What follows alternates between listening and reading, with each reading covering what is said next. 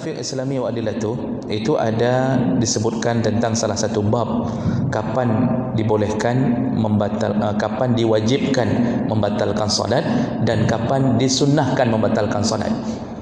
Nah, kesimpulannya ada waktu yang diwajibkan batal solat. Kapan dia? Ketika bertemu keadaan darurat. Jadi kalau sudah berhubungan dengan nyawa, itu wajib batalkan solat, bukan sunnah, wajib. Tiba-tiba sedang solat, gempa, dan gempanya gempa berat, itu wajib batalkan solat. Menyelamatkan nyawa di atas ibadah, karena ibadah bisa diulang, nyawa tidak bisa diulang. Makanya para ulama sepakat mengatakan menyelamatkan nyawa nomor satu. Kalau sudah gempa berat, itu tidak mengapa, batalkan solat, segera lari.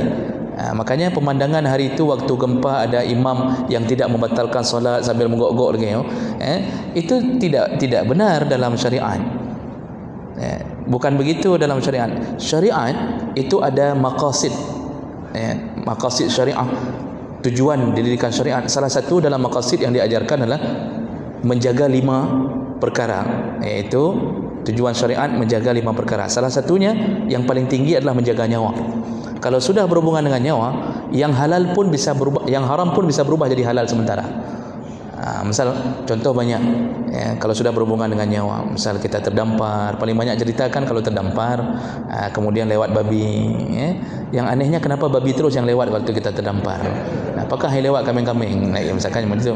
Tapi itu ingin mengatakan bahawa nyawa nomor satu, sehingga babi yang haram dibolehkan sementara untuk dikonsumsi, tapi secukup untuk menghilangkan rasa gelisah saja. Kan kita panggang babi, satu babi, lalu pakai bumbu, pakai acar, kan lagi nampak bacut tak kaya untuk pelihnya macam. Setelah itu cari yang halal, tidak ketemu, balik lagi ke babi tadi. Kalau dah lapar kali, tidak tahu tak dapat juga. Itu contoh. Begitu juga wajib batalkan salat kalau nyawa, kalau urusannya dengan nyawa. Jadi langsung lari, tidak mengapa, dan tidak perlu menunggu kode imam, dan imam pun tidak perlu beri kode. Imam tak perlu beri kode, lari kata imam. Hana boleh, langsung perlu maju, tibik je hana apa. Nanti sudah tenang baru ulang solat, tidak berdosa. Walaupun pada dasarnya membatalkan solat tanpa sebab itu dosa, tak boleh batalkan solat tanpa sebab. Tapi ketika sudah berhubungan dengan nyawa, malah wajib batalkan solat. Itu kesimpulannya. Yang kedua, ada waktu-waktu yang memang disunnahkan untuk membatalkan. Termasuk salah satunya masuk kategori masyaqqah. Masyaqqah ini di bawah sedikit darurat. Dalam kitab fiqh Islami wa adillatuh dicontohkan, kita disunnahkan batalkan solat kalau kita melihat mencuri tas yang bukan milik kita. Ini kita berada di saf belakang, Pak. Lalu ada pencuri mengambil tas orang yang di saf depan waktu sujud. Kebetulan kita di belakang lambat sujud. Kita yang melihat.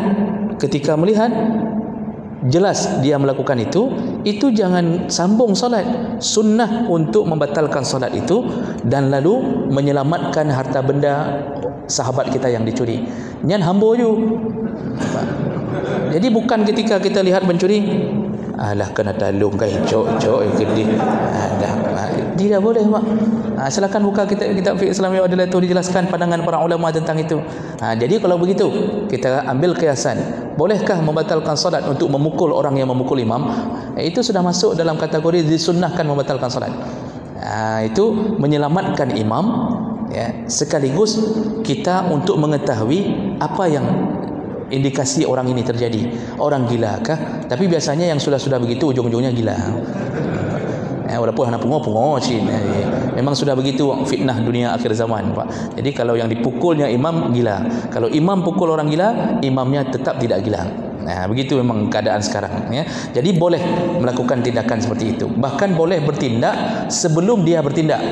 Jadi kalau tiba-tiba ada satu orang maju dia terobos untuk mendekat ke imam, yang segolong teruk Pak Imam, kita sudah harus bertindak. Sudah harus bertindak. Kalau tidak bisa bahaya. Dan ini pernah terjadi di masa Umar bin Khattab. Umar bin Khattab kan ditusuk dari belakang ketika menjadi imam salat subuh. Yang menusuknya Abu Lu'lu'. Ditusuk Umar karena sahabat tidak melihat gerakan Abu Lu'lu'. Abu Lu'lu' ini seorang Syiah yang kemudian menusuk Umar bin Khattab. Ini dari dulu sudah ada model pemukulan imam. Dari dulu sudah model, karena imam paling tidak bisa menjaga diri ketika sedang salat. Kita ini enggak bisa jaga diri, Allah yang jaga. Cuma kadang-kadang Allah biarkan untuk takdir yang baik untuk seorang. Nah, jadi kesimpulannya dibolehkan untuk bertindak batalkan solat, tangkap orang itu, kalau perlu pukul bolehlah, enggak mengapalah ya. Karena kalau enggak kita pukul kapan lagi? Terlambat kita pukul, Pak, menyokam rempuk, Pak, jaro orang lain, jaro yang berseragam itu enggak bisa pukul lagi nanti. Ya, jadi tidak mengapa sedikit-sedikit dicubit-cubit sana sikit, tidak mengapa. Ego teluk barang mulai peluh ni, nak talah ya baju. Ya. Nah, baik, kira-kira begitu Bapak Ibu maka Allah.